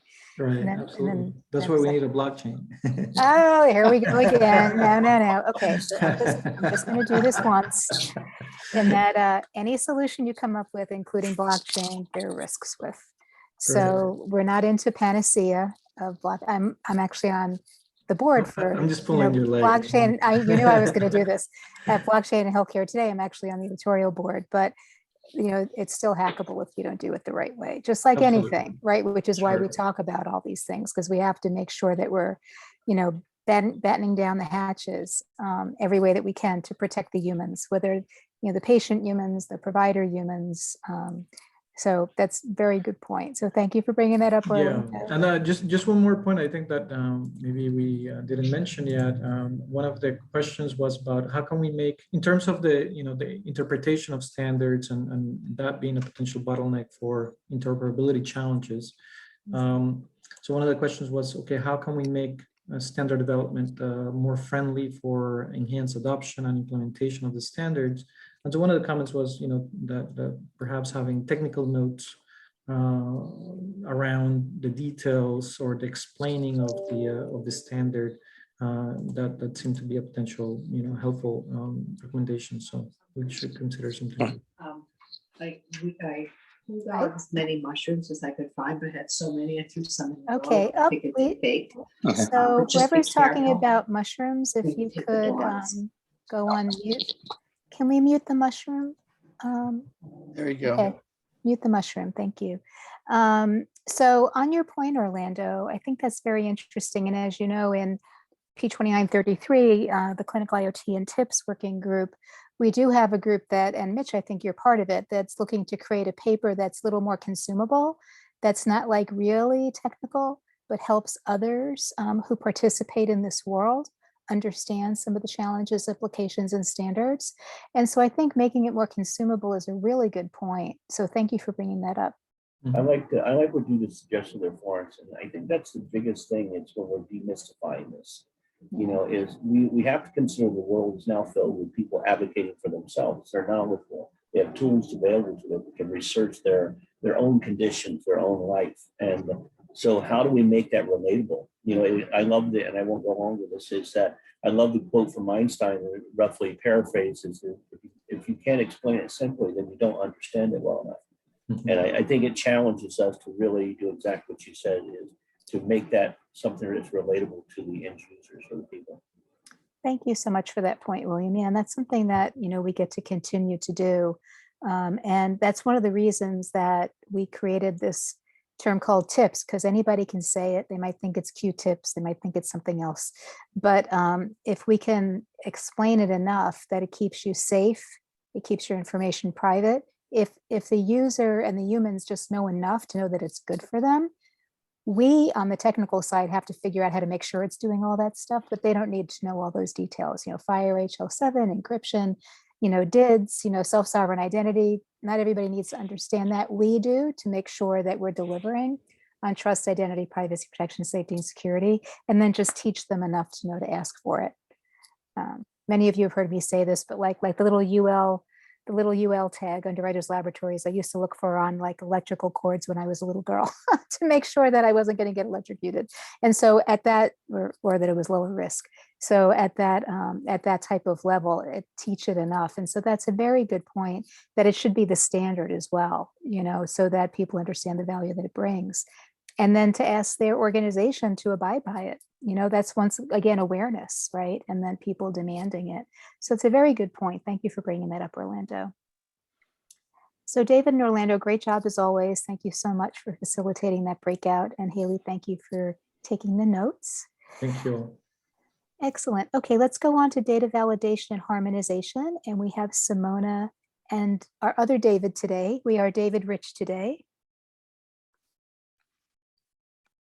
Okay, thank you. So I don't have slide, so I'm just going to anything is to talk. Thank you. Well, first of all, of course, I would like to thank David, who co-facilitated with me, and Hong that took notes, and thanks to the participants. We had a group scattered really all over the world, and that was just not a big group, but we were all over the world. So it was great to, because then we bring all the different perspectives from different countries, which is one thing that is very important when we're talking about problems that are also, going around the world, and not just, some more focused on for example, the US or Europe. So the challenge of, data comes from there's a lot of it and comes from different system. So there's this compound complexity. And as we also mentioned in the introductory panel, there's not a single standard. And so then we talked a little bit about, data lifecycle and how the pandemic in many ways has broken all the boundaries that we had for data lifecycle, and that is, so that before the life cycle, before the pandemic, there's certain data that we looked at at a certain intervals, and now all of a sudden all the data is needed now. And so the pandemic really has pushed to the forefront this idea of is the data good, and can we pull the data all together so we can do, we can draw conclusions that we needed to do, in real time. So definitely the pandemic has put this topic forward and shown that the risk of having to spend a lot of time doing validation and harmonization means that the results take time, and time is one dimension that we didn't have very much. So definitely the idea is that we needed a new life cycle for these data that takes into account the things that I just mentioned. And so we also looked at other things that came from the pandemic, and the idea is that one of the reasons we don't have standards is it's sometimes difficult to collaborate. Different data is siloed. We used this word also earlier, and so each data generator they do their own thing, and it's hard to make them to collaborate. Well, lo and behold, there is a pandemic, and it turns out that people can collaborate if there is if the reason is a good reason. And so possibly that's another thing that we might want to bring out of the pandemic, is that when there is a specific goal, people can set aside some of the differences and work together for the common good. So getting the data that we need because we need them. And then we also talked about regulation and how regulations can just in general, that they're needed. We understand that they're needed, but sometimes there are unintended consequences, and you end up having a regulation that stifle or throttle, innovation, or becomes, more. So has this unintended consequences. So the idea is that, again, regulation, just like the standards, any standards, should be something that we start with something, and we understand that it will need to be adjusted to answer and to make sure that we don't have unintended consequences that ended up harming the people that are supposed to be protected. And there are different examples of this. So which brings to some strategies to move forward. And one is, of course, bringing people together that all around the table, so that we can plan this, we can plan as much as possible and people contribute. Now, there is still this balance of adoption, of what is, and so finding the right balance of fostering adoption, and at the same time learning from the use of whatever standard, whatever regulations, whatever requirements are put in place. But the more people come to the table and the more stakeholders around the table, the better the regulation or the standard it will be to answer the needs of all the people involved. And then we had also training people. That was a good point. It's like we also train all the stakeholders to do this and to expect this. Then we can all move forward to to a place where again, a lot of these things are part of the design. They're not something that we end up having to do when, particularly data harmonization, which is a very time-consuming, task that gets simplified because some of the work is done up front. That's all I have. And again, thanking all the contributors. And I'll stop here if anybody, or David or anybody from the group wants to add anything to our very interesting discussion. Thank you so much, Simona. That was very intriguing. We really appreciate your comments, and I'm sure that the notes that you've taken are and Juan, thank you for helping with that, will help us a lot too. Any other folks from that team that want to mention anything or any questions for this team?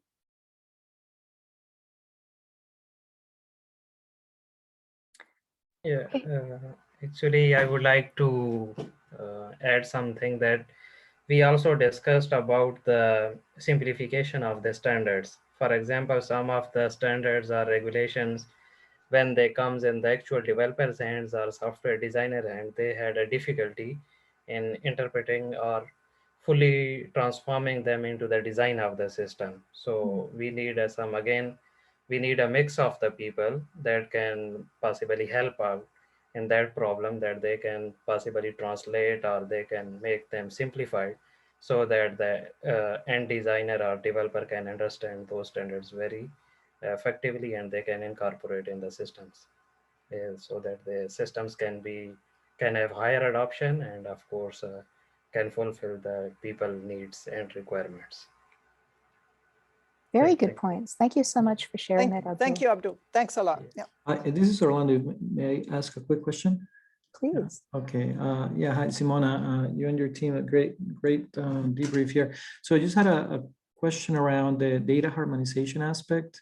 So where do you have any recommendations or any insights as to how to move forward in terms of common data elements and how to establish some robust frameworks for achieving the harmonization in a sort of efficient way? Because that right now is a huge undertaking and data models are not easy to come up with. So do you have any recommendations on that? Well, this way I can speak personally because I can't report for the group. I think the to me the way is always bring people together at the table and plan as much as possible and bring all the voices, because that's, and with the understanding that this is it's an evolving, like the pandemic has brought up all sorts of, we're now looking at diseases that we didn't even have a name before, like long COVID and all these kind of things. So as soon as the need emerges, I think bringing people around the table and discussing and drafting something, and then going back and making sure that the data supports that. And I see that, like NIH or other research and the federal agencies play a big role because they can be the conveners of these stakeholders. This, the way also we work, a lot of us work for, with IEEE, because IEEE is a convener. And how do we develop standards, by consensus?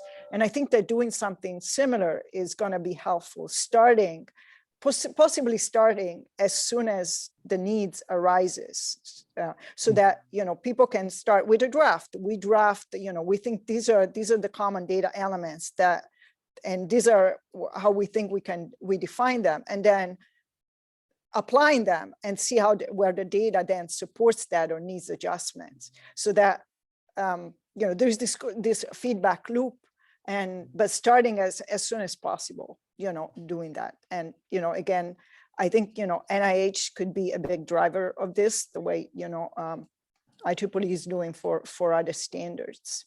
And I hope that. No, thank you for that. The aspect of data, like the common data elements, at NIH, it's ongoing, and we were just involved in responding to a recent RFI for that. But there hasn't been a significant adoption of the use of common data elements. And so that's also a significant challenge from an interoperability perspective, just because it's a process to actually establish them and so on. But I guess I'm kind of thinking about more along the ways of having long-term, like some type of automation, or having just a, of course, all these different terms are going to be changing, the science is changing, so you're always going to have different language, I guess, can you just think of like ontologies, different language, different terms and so on. But do you envision that there could be like baseline technologies that could help, I guess, of course, like ML, machine learning, artificial intelligence, graph theory, and so on? I mean, do you see the potential of establishing like some type of framework that could sort of help serve a platform type of development, where then you can just fit in whatever terms, and then you have the consensus from the team, but then these platforms will be sort of standardized. I guess that's kind of what I'm thinking about. Is that a possibility? I mean, long term, I mean, the idea is that as much as we can automate or simplify, I definitely, I see it as a possibility. How to get there, that's, I'm very much, I am more sort of, so I agree with the long term. I'm more sort of like, okay, but we need to divide that into little steps, and then we have to make the first step. And, sort of like, and then, so then it's the same thing. It's like, okay, we have this long-term goal, we need little steps. And so we need to do the first step. Let's convene the people that should be involved and let's get started. Great. Thank you. Okay, thanks. That was great. Great question. Thanks, Orlando. Thank you. Great questions and comments. Yes. And Maria and I and Orlando and Simona and a lot of us who are here, William and Mitch and a lot of us, we aspire to help with all of this. So as people see opportunities for this, please bring them to us. We can't do everything, but we love when friends help, like all of you who are helping today. And Orlando actually, being from NIH, he really understands the common data element piece of that they were working with. So he led the charge of having people from the working group that we work with put together some ideas on the common data elements and what we could suggest with that. And from the group that we had speak, I mentioned earlier today at the Engineering and Medicine Biology Society conference last year, virtually in Toronto, we still get together like every 6 months. And I think Simona's on that, Ida's on it, Julian Goldman is on that, who was our keynote for the first in this workshop series.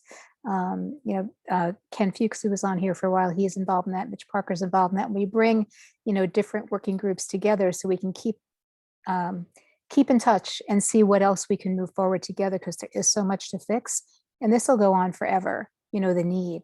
So other people who want to stay involved in this is a great opportunity, to be part of this, stay involved with us, come to the different workshops and, join the working groups as you see fit.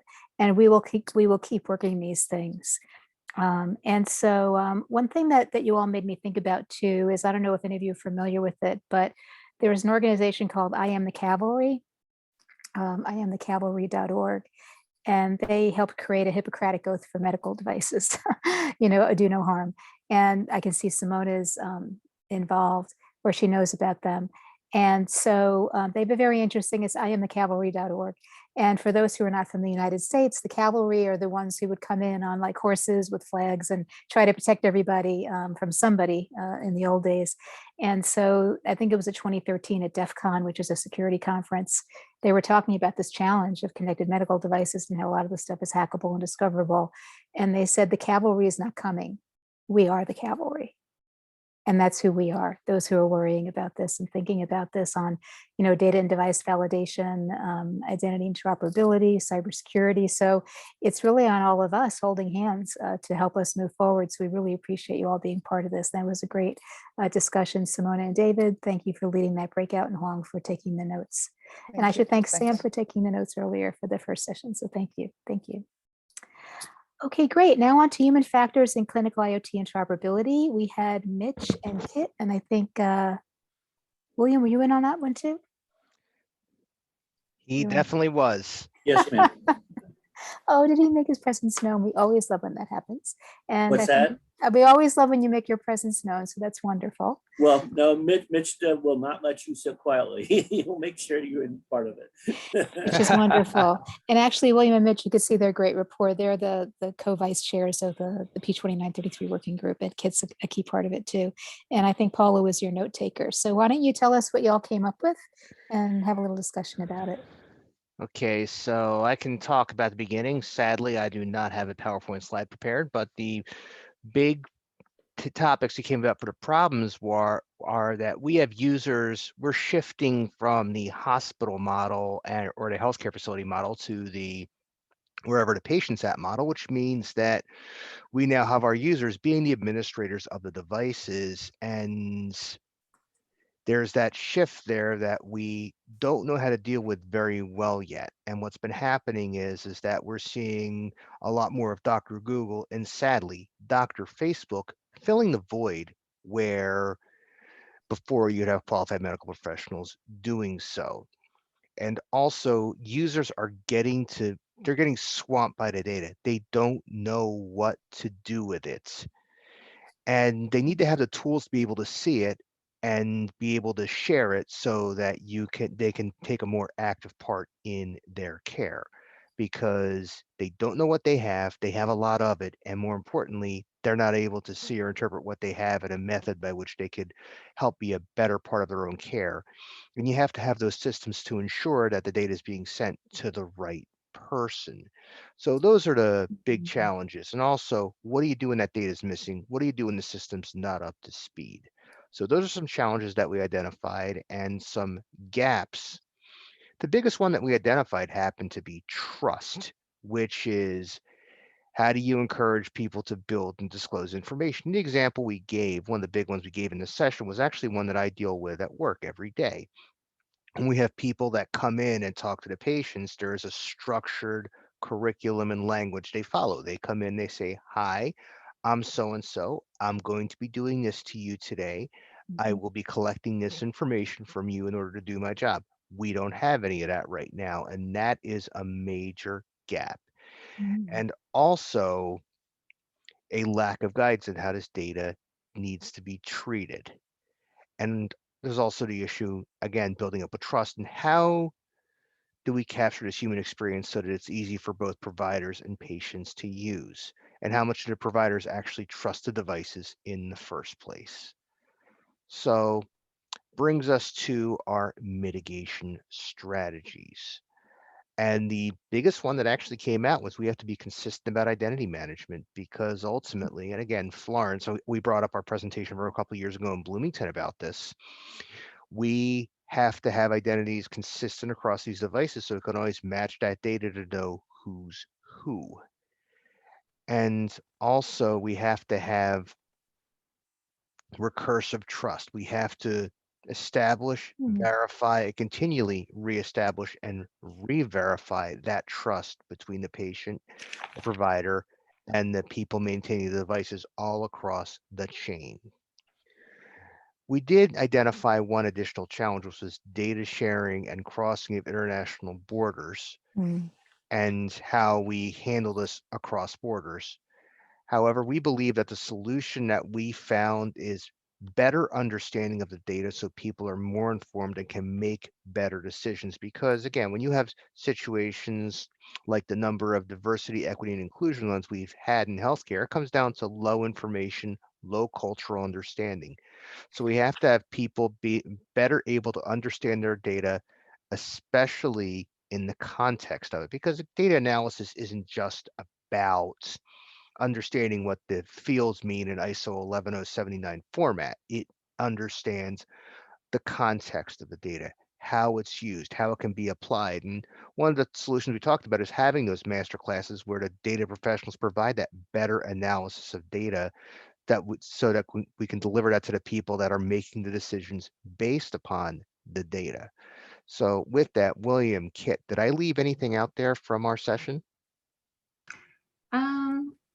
I'm really delighted at how you captured everything. And one of the examples that was really terrific that was brought to our attention is this wonderful thing that encompasses many of the topics that you've covered, which is that bone mineral density thing, international, cultural, about the data itself, how things are, how that, so that example is something that it would be really great to write that example up and share it with everyone. I think that's just a really good example of what's come out of here. I agree. Yeah, good point, Kit. And Mitch, you did a really good job of covering the discussion items, emphasizing the points that need to be examined, relative to like risk mitigation, measured risk. And as you discussed trust, even the definition of what trust really represents to everyone, every entity, human or non-human. Thank you. I agree. And your term recursive trust, very interesting. I wrote that one down so I can keep thinking about it recursively. You can thank William for that one. Thank you, William. Well, what it was, and just in summary, was that when we establish trust and we say, yes, I want to talk to this cell phone or I want to talk to this headset, is when we're going along happily and we say, okay, we've got this established. We move around. There are obviously, like I think of, people in my IoT at home and the IoT of the neighbors around me is, how do I know for sure the trust I initially established is still correct, or is it valid? How's the quality of it? So there's a need to obviously do what I call recursive trust, or reoccurring trust, in the sense of let's double check that. And it may not, and maybe that opens an opportunity for us exploring trust in the concept of reestablishing the parameters associated with reestablishing might be different than the parameters initially used for the onset of the trusted relationship. So very interesting. Thank you for sharing that. And Kit, can you just say a few more words about the use case you were talking about? I'm not sure that I heard you clearly. Yeah, so it was brought to our attention during this session by one of the attendees that the bone mineral density issues when you cross borders, or when you look at like the way that they gather the data and then apply it to different racial groups, it may not really apply to racial groups. And in fact, when you look at many tools that are used in radiology and other, laboratory studies, et cetera, these measures are not necessarily objective. Even William brought up one about like vascular size. But really what William was talking about is the introducer might be a 14 French. And so he has to know if the patient whose vessels are going to be operated on can handle an instrument of that size. But people have become accustomed to using proxies for that by saying this person is Asian, and so they're very small, their vessels are small, so we should, be aware of that when we're doing our surgical procedure. And really now we should come back to that and see where these fundamental data pieces are not accurate depictions, because people are using data more readily to make decisions, and those decisions may be based on fundamentally flawed bias information or data that's not sensitive to the facts. That's so interesting. It applies across so many use cases. Yeah, go ahead, William. Yeah, no, sorry. Yeah, and Kit hit it right on the head, as far as the nail-wise, is when we think of things objectively a lot, and those characteristics, and it really points, what Kit's saying, it points to the need around kind of almost qualitative phenomenological assessment. Mm. Yeah, so like as Williams' company begins to branch out and have more people involved with such surgeries, more people will be trained to do the surgery, and they won't understand the origin of this. Is this person an Asian patient? They will need to know this, 14 French introducer will not satisfy the needs of this patient. That they need to know. And right now we're relying on heuristics and not on the deep data. Very interesting, because sometimes if someone thinks of human factors, they think of the human touching it, or the visualization of the data, or how they, fix it or whatever. But you're bringing up some very interesting human issues, like what we assume about the human, when we are in connected healthcare situations. In this case, the data is a living thing. In healthcare, the data is a living thing. Yeah. And I think that's something we have an opportunity to think about more broadly and bring value to the situation. I totally agree. And it could be like the simplest thing. I was having a discussion with somebody yesterday. My body temperature is usually 97.6. So if it's 98.9, I have a low grade fever. But Yes. not if it's supposed to be 98.6, but it's not. That's not my normal We're temperature. related even more, Florence. That's exactly my temperature. Oh, that's so funny. I'm not surprised, tell you, William. We've introduced an article into our AIML specifically about that thing about body temperature, because when you use body temperature as a criteria to make an evaluation about whether someone's sick or not, you really should understand the instrument you're using and how it applies to the patient you're dealing with. You know, and so these are very important issues about data. Yes. They absolutely are. I know they always look at me. I say, no, that's actually a fever for me. They look at me like, yeah, no, I'm like, seriously, it really is a fever for me. And they don't want to believe me. If you're at 100, they saw it's marginal. You're dying. I know, absolutely, absolutely. So it all comes down to baselining. You need to know what your baseline is. If you don't, the bets are off, right? But they're personalized. I guess that's the point. I love to remind people about the Hubble spacecraft, the Hubble telescope also, because like when you talk about your body temperature, what instrument are you using and what calibration is that instrument, and all the rest of the things that really do matter, especially if you're doing a study. You know, if you're doing a study or analyzing data over time, you're going to see differences that appear, you know, these Nyquist frequencies that appear in your data analysis. And these things are important for people to understand, you know. Thank you. So thank you so much, everybody. Baseline, baseline, baseline. Yeah, well, thank you so much. I know we have to move on to the ending. As always, we could talk forever because everyone is so talented, has so much knowledge, and thank you for sharing all your innovative ideas with us. That was a great total breakout session summary. Thank you for each of you who led the breakouts as facilitators. We really appreciate it, and the student note takers.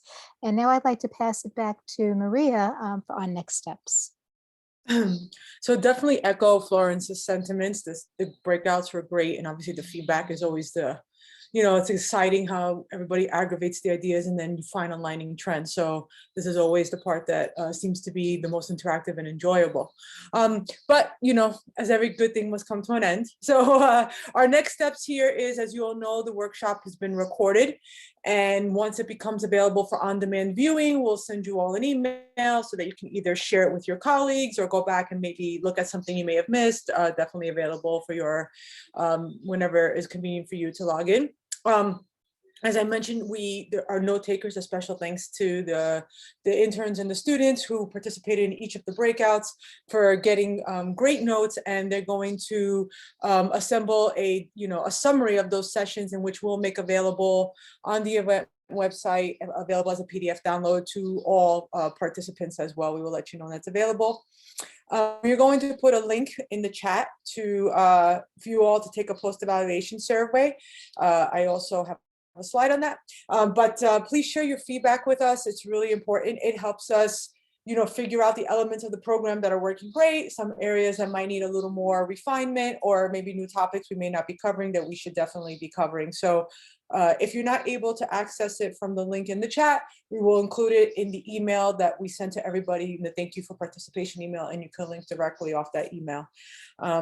So with that, I think, let's see, again, if you all just join our Slack workspace, you can start conversations, continue threads that were sort of started here, bring up new ideas. It's a great forum for us to continue the conversation until we meet again for the next one. And as we mentioned, workshop 4 is going to be on 22nd of September from 11 a.m. to 2 p.m. Eastern, where the website's currently in development. So we'll definitely be sending you a reminder once the website is, the agenda is posted, and new confirmation of speakers and that kind of thing.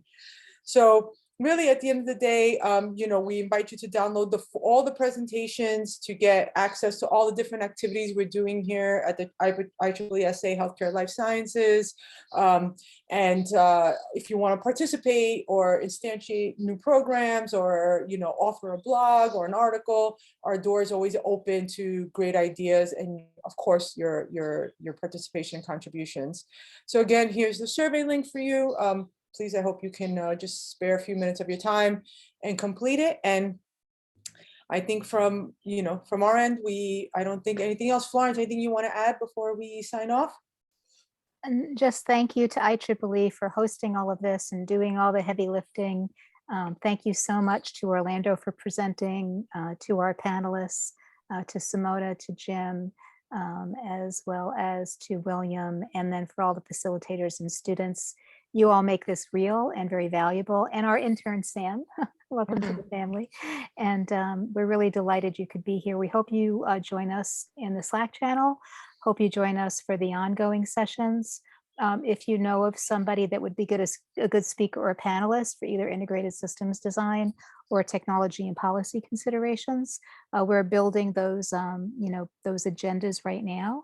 And so we're more than happy to listen to your ideas on that.